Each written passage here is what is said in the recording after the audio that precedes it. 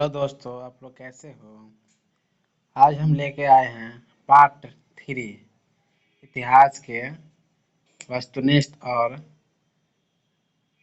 व्यक्तिपरकता के टॉपिक का तीसरा पार्ट आज लेके आया हूँ।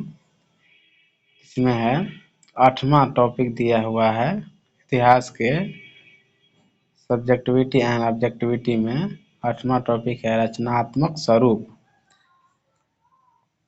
इतिहासकार के लिए अतीत का संपूर्ण वर्णन करना संभव नहीं होता है, अतः वो अपनी सामर्थ्य के अनुसार केवल उसके एक पक्ष का ही वर्णन प्रस्तुत करता है।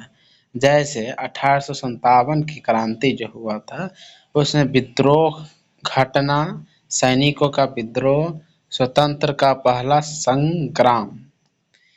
जैसे इतिहास में क्या होता है कि कोई भी जब क्या है कि घटना होता है, तो क्या है कि उसके प्रति उससे पहले क्या होता है कि आक्रोश पहले से ही रहती है। उस वो घटना का जो है घटित होने का बीज पहले से ही बोई हुई रहती है, लेकिन जो बाद में जो तत्काल में जो घटना घटती है तो तत्कालीन कारण हो गया।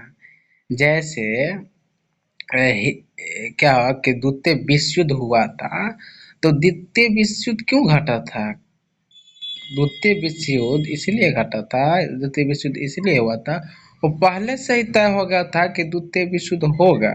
जैसे प्रथम विश्व युद्ध हुआ था, तो उसमें जब प्रथम विश्व युद्ध होने के बाद जब 1919 में पेरिस शांति सम्मेलन हुआ था, तो उसमें जो है कि जब जानते होंगे आप लोग कि प्रथम विश्व युद्ध में धुरी राष्ट्र और मित्र राष्ट्र के विरुद्ध जब युद्ध हुआ था, तो मित्र राष्ट्र के देशों ने जीत गया था, विजय हुआ था। और धुरी राष्ट्र के जो भी देश थे वो हार गए थे। तो उसमें जर्मनी थे, तुर्की थे, बुल्गारिया थे और ऑस्ट्रिया हंगरी थे। तो क्या हुआ था कि जब द्वितीय विश्व युद्ध प्रथम विश्व युद्ध जब खत्म हुआ, तो 1919 में सभी देशों के जो भी विजयी हो और जो भी हारे हुए देश हो, दोनों को बैठा करके क्या है फ्रांस के राजधानी पेरिस में एक वर्साय नामक जगह पे शीश महल में पेरिस शांति सम्मेलन हुआ था। तो उसमें क्या हुआ था कि जब पेरिस शांति सम्मेलन हुआ था, तो उसमें क्या है कि वर्साय की संधि में जर्मनी को दोषी ठहराया गया। और जर्मनी को दोषी ठहराया गया, और उससे क्या है कि जितने भी युद्ध में जितना भी क्या है कि पैसा खर्च हुए, उतना उनके ही ऊपर उनको ही भरना पड़ा और उनको ही पैसा भरना पड़ा। और क्या है कि बहुत अपमानजनक संधि की गई थी उनके साथ, अपमानजनक संधि की गई। और क्या है कि उनकी बहुत सारे जगहों को जैसे हो कि उनके कोयला क्षेत्र को चाहे क्या है कि मतलब कि और भी कुछ जगहों को जो भी मित्र राष्ट्र के देश थे वो छीन लिए थे और अपने में बांट लिए थे। तो उसी समय पता चला था कि पेरिस शांति सम्मेलन में जब जर्मनी के साथ अपमानजनक संधि हुई, तो उसी समय सभी विश्व के सभी देशों को मालूम हो गई थी कि द्वितीय विश्व युद्ध होगा। लेकिन कब होगा ये मालूम नहीं था, लेकिन होगा। क्योंकि जब क्या हुआ कि अगर किसी के साथ गलत करोगे, अपमानित होगा कोई भी व्यक्ति, तो वो बदले की भावना रहेगा उनके अंदर, और वो बदले की भावना के प्रति वो बदला लेने के लिए वो कभी भी और बहुत सारे जोश जो है वो बदले लेने में लगाएगा ही। तो इसमें क्या बताता है कि इतिहास रचनात्मक स्वरूप क्या है? इतिहास के अतीत का संपूर्ण वर्णन करना संभव नहीं है। वो अपने सामर्थ्य के अनुसार केवल उसके पक्ष का ही वर्णन प्रस्तुत करता है। जैसे क्या होता है, अभी भी इतिहास में बहुत सारे घटना हुआ है, जैसे 1857 की क्रांति हुआ है। तो क्या है कि वो पहले से ही आक्रोश था सभी लोगों के मन में। और कितना लोग क्या बताता है 1857 की क्रांति क्या है, तो बताएंगे कि सैनिकों का विद्रोह, चरी वाले कारतूत का। तो ये तो तत्कालीन कारण है ना। तो वही वही इसमें बता रहा है कि रचनात्मक स्वरूप में क्या है, इतिहासकार जो है वो वर्तमान की बातों को पकड़ता है, वो अतीत की बातों को नहीं अध्ययन करता है कि अतीत में क्या है कि क्या हुआ था नहीं हुआ था, और अतीत के बातों को नहीं समझता है। और क्या है कि वो एक पक्ष की बात करता है, एक पक्ष की ओर।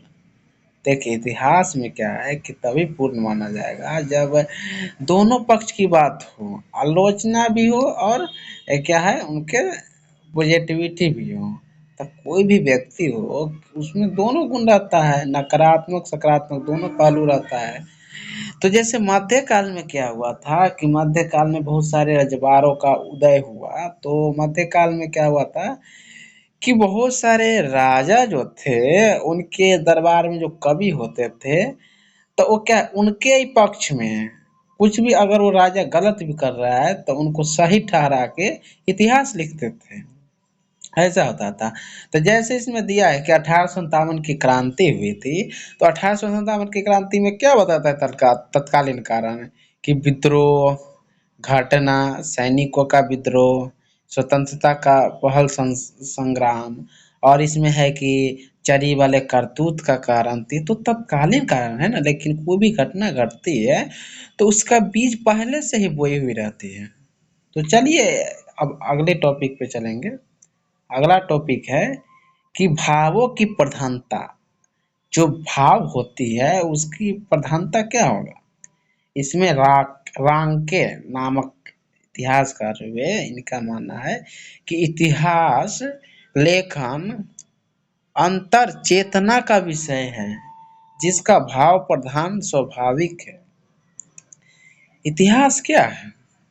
इतिहास क्या है कि अतीत की घटनाओं को अध्ययन करते हैं और उनके बारे में जानने की कोशिश करते हैं, समझने की कोशिश करते हैं, वो इतिहास है।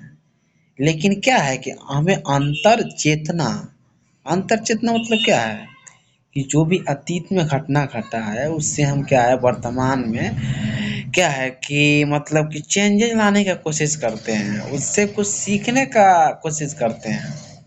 कोई घटना घट चुका है इतिहास में तो उससे हम सीख लेते हैं कि वो गलती हम वर्तमान में न करें कि हमें ये समस्या से हमें भुगतना पड़े। तो ये क्या है कि हमें भाव प्रधान बनाता है, हमें विवेकपूर्ण बनाता है, स्वाभाविक, ये स्वाभाविक बनाता है। और अगला है धर्म एवं जाति की कठिनाई। इसमें दिया है जैसे सर यदुनाथ सरकार ने औरंगजेब की धर्मांधता के कारण उसकी कटु आलोचना की, तो फारूकी ने औरंगजेब की इसी भावना के कारण उसकी अत्यधिक प्रशंसा भी की। जैसे एक यदुनाथ सरकार इतिहासकार है, इन्होंने क्या है कि औरंगजेब को धर्म को लेकर के, जो धर्म की जो मामला है उस पे लेके उनको आलोचना की। जैसे